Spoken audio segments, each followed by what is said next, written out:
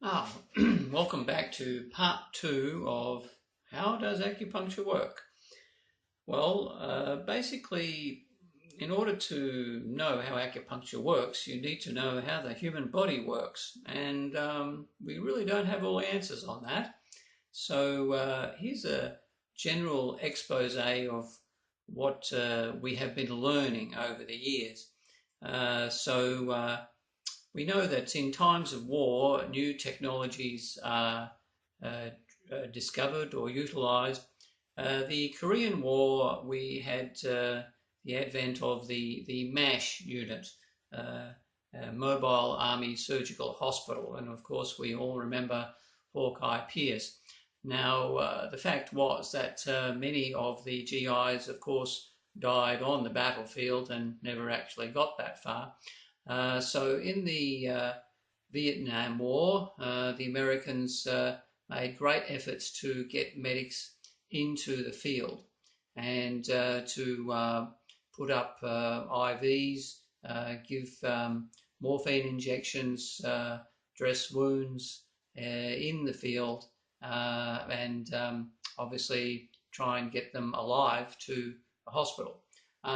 This turned out really to be a bit of a disaster, another learning curve, um, and then an accidental learning curve in the Falklands War, where soldiers, English soldiers, had horrific injuries, a leg blown off, and lying in a pool of blood for 24 hours with no attention whatsoever, and discovered just barely alive and somehow survived. What this basically was teaching us was that the human body, when it has a severe injury, goes into survival mode. It goes into a type of shock. It shuts down everything unnecessary. It reduces blood pressure and tries to stem the bleeding and switches to just bare minimum operations, cutting down circulation to the periphery, cutting down brain function, and so on. So the idea of the Americans in the field was, oh, this is no good. The soldier is going into shock, is going to die.